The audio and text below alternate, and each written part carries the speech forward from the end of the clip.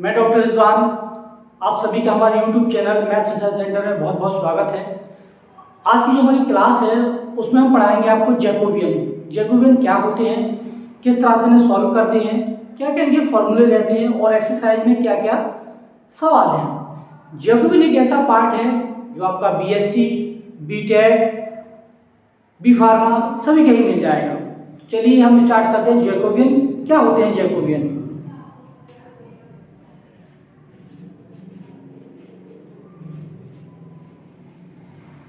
Actually जो Jacobian है वो मैथमेटिशियन जैकोबी के नाम पे दिया गया है।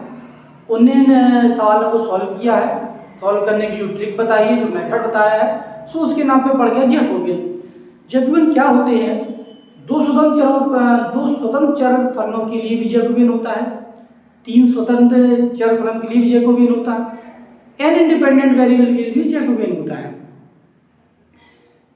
कोई भी दो चर हम मान के चले या कोई भी दो फंक्शन मान के चले, माना हमने u और v दो ऐसे फंक्शन है जो x और y स्वतंत्र चरों के लिए अवकलनीय हैं। जब हम बात कर रहे हैं दो स्वतंत्र चर का Jacobian,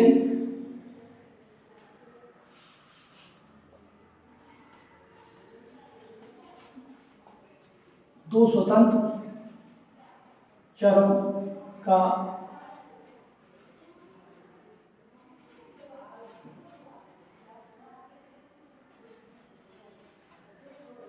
Jacobian of two independent variable. जब हम बात करते हैं दो स्वतंत्र चरों की, तो हमने माना u और v दो ऐसे फंक्शन है जो चर x y के लिए अवकलनीय है। माना हमने u और v दो ऐसे फंक्शन है जो स्वतंत्र चर x और y के लिए अवकलनीय है। कहने का मतलब u का अवकलन पार्शियल डिफरेंशिएशन x के रिस्पेक्ट में हो जाता है, u का डिफरेंशिएशन y के रिस्पेक्ट में भी हो जाता है, इसी तरह v का डिफरेंशिएशन x के रिस्पेक्ट में भी हो जाता है और v का डिफरेंशिएशन y के रिस्पेक्ट में हो जाता है। अगर कभी ऐसे फलन होते हैं कि u और v जो है वो x y के लिए अवकलनीय है, तब जैकोबियन uv इक्वल टू, ये जैकोबियन का फॉर्मूला है जो बता रहा है जैकोबियन uv में लगा है del uv upon del xy। यहां से ये शो हो रहा है कि जो uv है वो xy के लिए अवकलनीय है, और अगर ये xy के लिए अवकलनीय है तब जैकोबियन के सूत्र से del u upon del x, del u upon del y and del v upon del x, del v upon del y, ये होता है दो स्वतंत्र चरों के जैकोबियन के लिए फॉर्मूला। इस फॉर्मूले में ये जो सारणिक आया, इसको जैसे आप पिछली क्लास में सॉल्व कर देते, ये जो डिटरमिनेंट है सारणिक है, इसका इसमें क्रॉस, इसका इसमें क्रॉस करके वैसे ही सॉल्व करना और आंसर आ जाता है। ये है दो चर फलनों, दो स्वतंत्र चर फलनों के लिए जैकोबियन। ऐसा जरूरी नहीं है कि u v हमेशा x y के ही फलन होंगे, x y भी u v का फलन हो सकता है। सपोज करो अगर यहाँ पे x y u v का फलन होगा तो ये हो जाएगा del x upon del u, del x upon del v। मतलब अगर यहाँ पे u v x y का फलन है तो u v का पार्शियल डिफरेंशिएशन x y में हो रहा है। अगर x y u v के फलन हो जाते तो x y का पार्शियल u v के रिस्पेक्ट हो जाता। चलिए इसी तरह हम तीन चरों की बात करें,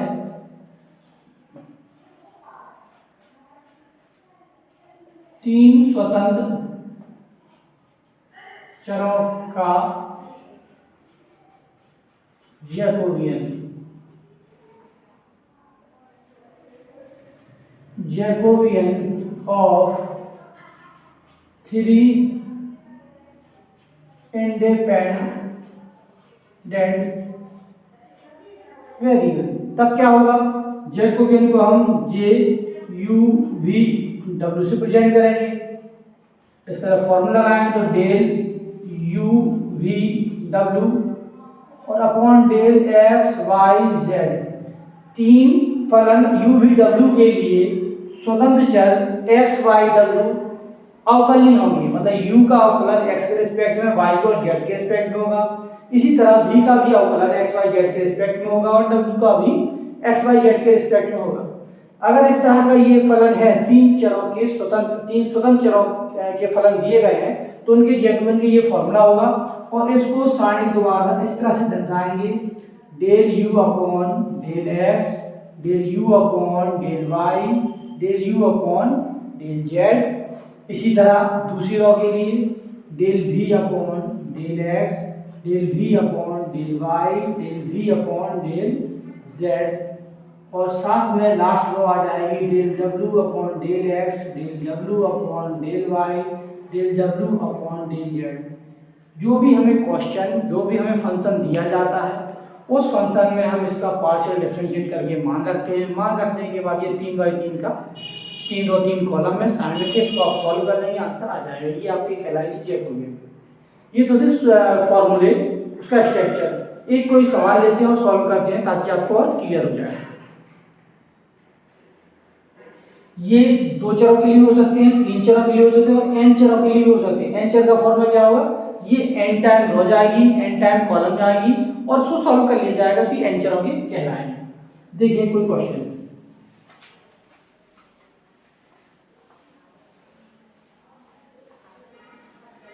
देखिए जो पहला ही सवाल है वो कह रहा है, first if x is goes u 1 plus v and y is equal v 1 plus u। कह रहा है यदि x का मान u 1 plus v है और y का मान v 1 plus u है, तब वो कह रहा है जैकोबियन x y का मान निकालें, इसको फाइंड करें। या यू कह लें अपन, Jacobian x y equal to del x y upon del you v, क्योंकि यहाँ पे जो है वो x यू वी का फलन है और v x v भी यू वी का फलन है। कहने का मतलब है x यू वी के रिस्पेक्ट में यू वी के सापेक्ष अवकलनीय है, इसी तरह y भी यू वी के सापेक्ष अवकलनीय है। अगर ऐसा है तो इसके लिए क्या होगा, ये फॉर्मूला, सारणी का formula, del x upon del u, del x upon del v, del y upon del u, del y upon del v। यहाँ पे हम सारा मान रख दें।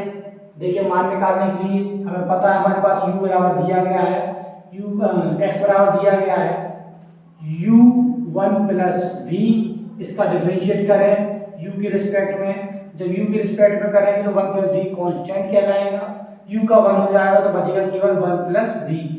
इसी तरह से हम x का डिफरेंशिएट करें v के रिस्पेक्ट में, जब v के रिस्पेक्ट में करेंगे तो u का तो होगा नहीं, 1 का 0 और v का 1, तो बचेगा केवल u।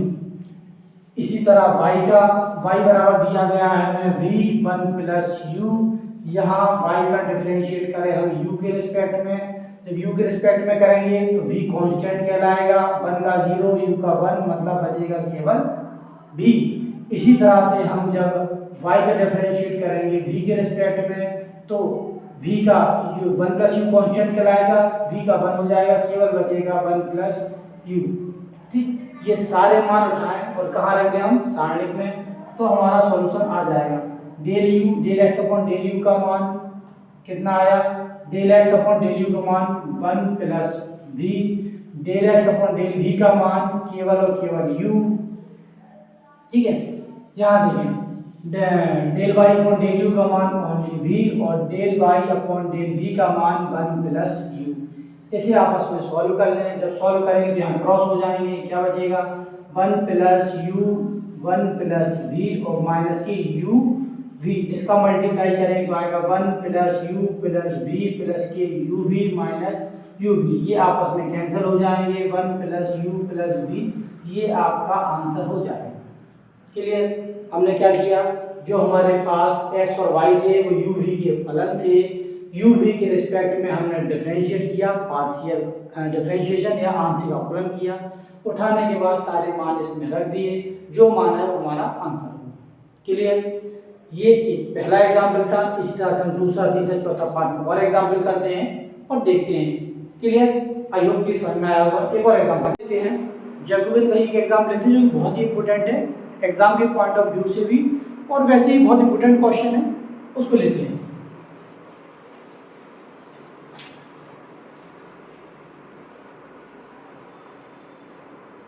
क्वेश्चन कहता है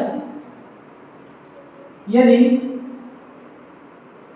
y1 is equal x2 x3 upon x1,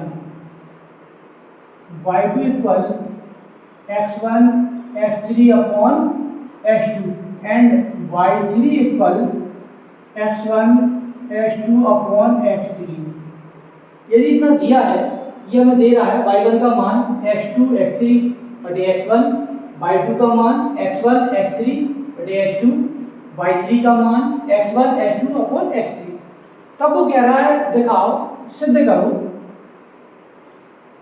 then show that Jacobian y1 y2 y3 या del y1 y2 y3 upon del x1 x2 x3 equal to 4। ये हमें सिद्ध करना है कि इसका हम जैकोबियन अगर निकालते हैं x1 x2 x3 के रिस्पेक्ट में तो उसका आंसर 4 आएगा। तो देखो सबसे पहले हम क्या करते हैं, हमने निकाला, वी नो दैट, हम जानते हैं जैकोबियन y1 y2 y3 या del y1 y2 y3 upon del x1 x2 x3 is equal सारणिक में क्या आएगा, del y1 upon del x1 del y1 upon del x2 del y1 upon del x3। इसी तरह से दूसरी रो आ जाएगी, del y2 upon del x1 del y2 upon del x2 del y2 upon del x3 और last row आ जाएगी del y3 upon del x1 del y3 upon del x2 del y3 upon del x3। इस सारणिक में हम इन सबका मान रख दें, y1 का x1 के रिस्पेक्ट में पार्शियल अवकलन करें, हम मान रख दें, y1 का x2 के रिस्पेक्ट में पार्शियल करें, हम मान रख दें, y1 का x3 के रिस्पेक्ट में करिए, मान रख दें। देखो हमें ऑलरेडी दे रखा है, क्या दे रखा है हम यहाँ पे मान दे रहा है y1 का मान क्या दे रहा है, x2 x3 अपॉन x1। जब आप y1 का x1 के रिस्पेक्ट में करेंगे तो देखो x2 और x3 का कोई लेना देना नहीं है, वो कांस्टेंट है, x1 के रिस्पेक्ट में कांस्टेंट है। केवल किसका होगा, केवल होगा आपका x1 का, 1/x का कितना होता है, माइनस की 1/x पास हो जाएगा, माइनस x1 का स्क्वायर। इसी तरह से आप करेंगे y1 का x2 के रिस्पेक्ट में, तो जब x2 में करेंगे तो x3 और x1 का कोई लेना देना नहीं है, जब x2 का होगा तो इंटू 1 तो केवल इतना आ जाएगा। इसी तरह से जब आप y1 का करेंगे x3 के रिस्पेक्ट में तो देखो x2 x1 से कोई मतलब नहीं है, कांस्टेंट x3 का 1 तो बचेगा आपका x2 अपॉन x1, x3 1 हो जाएगा। ये सारी वैल्यू आप कहाँ रखेंगे, सारणिक में, तो सारणिक में रखें तब देखो पहले का मान कितना आ जाएगा, minus x2 x3 upon x1 का square, del y1 upon del x2 का मान x3 upon x1, del y1 upon del x3 का मान x2 अपॉन x1। इसी तरह से जब आप y2 का करेंगे, यहाँ y2 का करेंगे x1 में, देखो x2 और x3 अपॉन x2 का कोई मतलब नहीं है, ये कांस्टेंट है, x1 का 1 हो जाएगा, सो बचेगा आपका केवल x3 अपॉन x2। जब x2 के रिस्पेक्ट में करेंगे तो x1 x3 से कोई मतलब नहीं है, x2 का करेंगे तो माइनस के 1 अपॉन x2 का स्क्वायर, तो आपका आ गया x1 x3 अपॉन x2 का स्क्वायर और ये माइनस। इसी तरह से x3 में करेंगे तो x3 1 हो जाएगा, केवल बचेगा x1 अपॉन x2, यहाँ बचा x1 अपॉन x2। इसी तरह जब हमने y3 का किया, y3 का x1 में किया तो x1 तो ये 1 हो गया, बचा x2 upon x3, x2 upon x3। जब हमने y2 में तो x2 में किया तो x2 1 हो गया, x1 upon x3, x1 upon x3। और जब x3 में किया तो ये दोनों कांस्टेंट x3 का माइनस के 1 अपॉन x3 का क्यूब, तो x1 x2 अपॉन x3 का स्क्वायर और माइनस कर दिया। अब इस साइड को हमें सॉल्व करना है, सॉल्व करेंगे। सॉल्व करने के बाद यदि इसका मान 4 आ जाता तो इससे 2 जाएगा। देखो सॉल्व करने के लिए सबसे पहले पर क्या करें, इसमें देखें x1 इस रो से मैं x1 कॉमन लेंगे। जब हम x1 कॉमन लेंगे तो x1 यहाँ से आएगा, यहाँ से x1 आएगा, यहाँ से एक x1 चला जाएगा, एक x1 बच जाएगा, मतलब प्रॉब्लम करेंगे, फिर बटे वाली रह जाएगी। तो अपन क्या करें, यहाँ से x1 का स्क्वायर कॉमन ले लें। पहली रो से हमने कॉमन ले लिया x1 का स्क्वायर, दूसरी रो से कॉमन ले लिया x2 का स्क्वायर, तीसरी रो से कॉमन ले लिया x3 का स्क्वायर। तब देखें क्या बचा, पहली रो में x1 का स्क्वायर, दूसरी रो में x2 का स्क्वायर, तीसरी रो में x3 का स्क्वायर। यहाँ से x1 का स्क्वायर कॉमन चला गया तो यहाँ बचा माइनस का x2 x3 और यहाँ पे एक x1 चला गया, एक का मल्टीप्लाई हो गया x1 x3।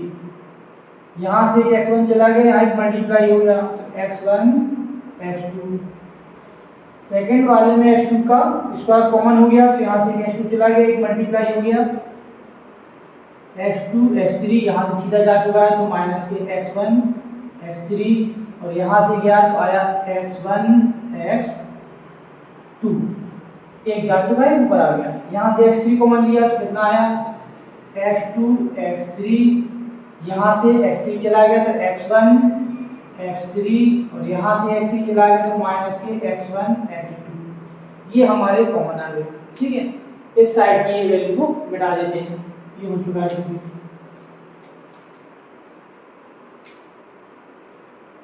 तब देखो सॉल्व करके इसको हमने आगे सॉल्व किया। ये क्या चल रहा था हमारा 1 अपॉन x1 का स्क्वायर, x2 का स्क्वायर, x3 का स्क्वायर। इस पूरे कॉलम से देखें x2 x3 x2 x3 x2 x3, यहाँ से क्या कॉमन आ जाएगा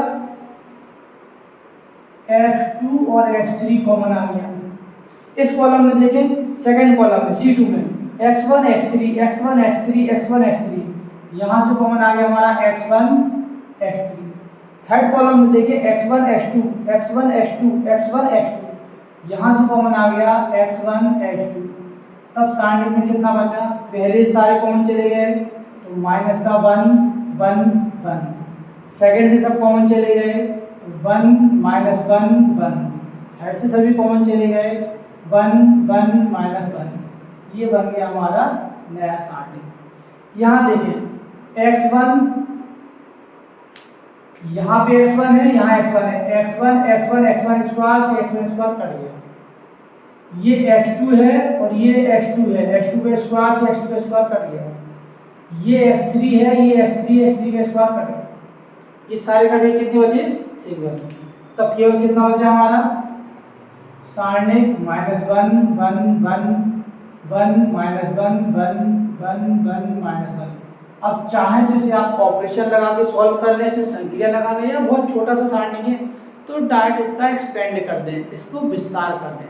जब इसको डायरेक्ट विस्तार करेंगे तब जो कितना आएगा माइनस का 1 बाहर, ये कॉलम 1 और 1 माइनस माइनस जब प्लस और -1 1 -1, फिर माइनस का 1, ये कॉलम 1 ये रो 1 -1 जब -1 और -1 -1 प्लस का 1, ये कॉलम 1 ये रो 1 का 1 में होगा 1 और -1 तो 1 और माइनस जब +1।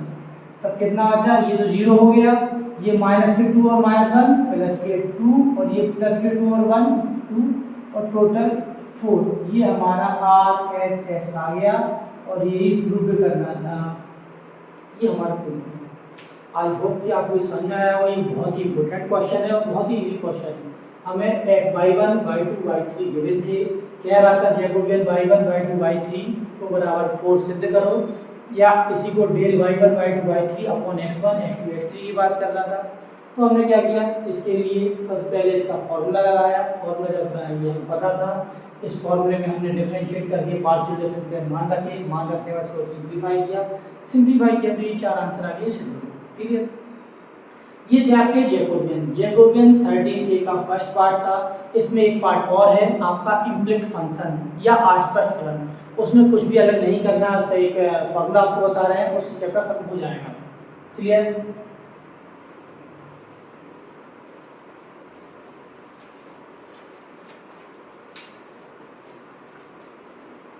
अगला जो है वो है अस्पष्ट फलनों के लिए जैकोबियन। अस्पष्ट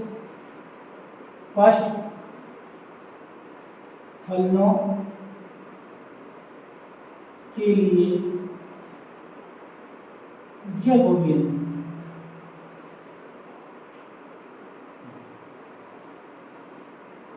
जैकोबियन फॉर इम्प्लिसिट फंक्शन। देखो जब भी इम्प्लिसिट फंक्शन की बात कही जाएगी, अस्पष्ट फलनों की बात की जाएगी, तो अस्पष्ट मतलब वो क्लियर नहीं होंगे कि वो फलन x का है कि y का है कि u का है कि v का है। कोई एक फंक्शन होगा या कोई एक इक्वेशन होगा जो x y u v में मिक्स होगा, उस पूरे फंक्शन को हम f1 लेट कर लेंगे। एक हम f1 लेट कर लेंगे, जो f1 होगा वो फंक्शन होगा u v x y का। कहने का मतलब जो भी क्वेश्चन दिया गया था उसको क्वेश्चन को हमने बोथ साइड से एक सिंगल सेट बना लिया और उसको f1 मान लिया। अब जो f1 है वो x के रिस्पेक्ट में भी डिफरेंशिएट होता है, अवकलनीय है, y के रिस्पेक्ट में भी अवकलनीय है, u के रिस्पेक्ट में भी अवकलनीय है और v के रिस्पेक्ट में भी अवकलनीय है। जब हम दो की बात करेंगे तो यहाँ x y z या u v कुछ भी हो सकते, मतलब यहाँ दो स्वतंत्र चरों की बात करेंगे।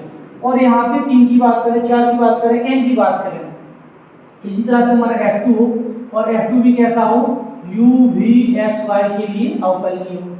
f3 हो, f3 भी कैसा हो, जो u v x y का फलन है और उसके लिए अवकलनीय है। इस तरह से f4 हो, f5 हो, f6 हो, f7 हो या fn हो, जो कैसा होगा, u v x y का फलन है। कहने का मतलब जो भी फंक्शन है वो सारे के सारे फलन x y u v सब में अवकलनीय हैं। अगर ऐसा होगा तो जैकोबियन का फॉर्मूला हमें कुछ भी निकालना है, जैसे u v है उसको x y के रिस्पेक्ट निकालना है, जैकोबियन डेल u1 या u v w कुछ ही मानना है, बहुत सारे हैं, n है।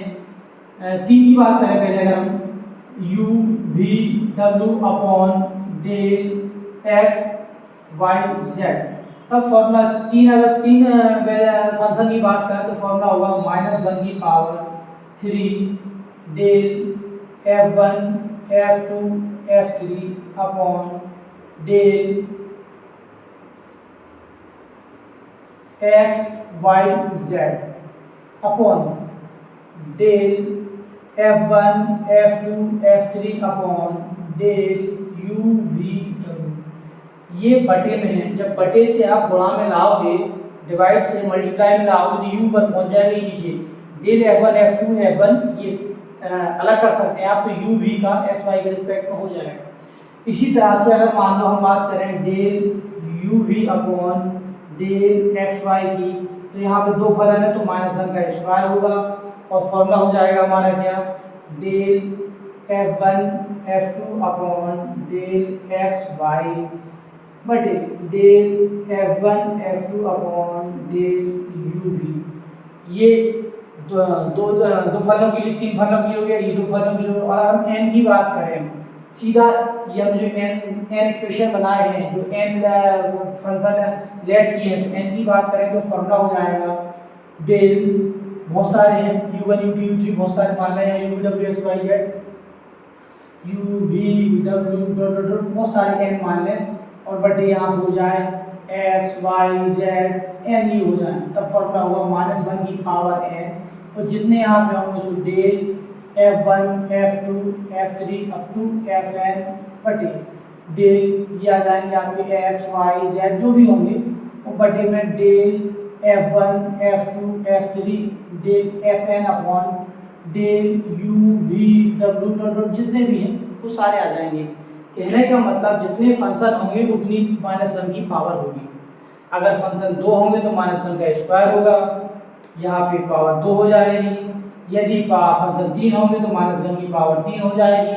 यदि n होंगे तो -1 की पावर n हो जाएगी। जितने भी होंगे उनको फॉर्मूले में रख के, फिर जैसे इनका सिंपल फॉर्मूला होता था, जैसे हम इसकी बात करें, यहाँ -1 का तो स्क्वायर हो गया, ये बटे ये बन गया सारणिक इसके लिए, ये बन गया सारणिक इसके लिए। यहाँ क्या आ जाएगा, del f1 upon del x, del f1 upon del y और del f2 upon del x, del f2 upon del Y. इसी तरह से नीचे आ जाएगा del F1 upon del U, del F1 upon del V, del F2 upon del U, del F2 upon del V. और जैसे solve करते थे सारणी को वैसे सॉल्व करते भाग देते आंसर आ जाएगा। कहने का मतलब इसमें कुछ भी नया नहीं है, केवल जो फंक्शन होंगे वो मिक्स होंगे, जो सवाल दिया हो जाएगा वो U V W X Y सब में मिक्स होगा, उसके लिए आप अलग से फंक्शन ऐड करेंगे। नाम से स्पष्ट है, अस्पष्ट फलन स्पष्ट नहीं होंगे तो उनको आप F1 F2 F3 इस तरह के फंक्शन मानेंगे। जरूरी नहीं है आप F1 F2 माने, phi1 phi2 phi3 भी मान सकते हैं। मानने के बाद ये वाला फॉर्मूला लगाएंगे, जैसे पिछला भी एक्सरसाइज हमने सॉल्व की थी वैसे ही आप सॉल्व करेंगे, आंसर आ जाएंगे। आई होप कि आपको बहुत अच्छे समझ में आया होगा। और फिर भी आपको कोई डाउट है तो आप कमेंट बॉक्स में अपना क्वेश्चन अपने डाउट बता सकते हैं, उसका सोल्यूशन बना के मैं आपको सेंड कर दूंगा। आएगा वीडियो अगले चैप्टर बनाएंगे। इस वीडियो में कहीं भी आपको डाउट है तो आप पूछ सकते हैं। जय हिंद, जय भारत।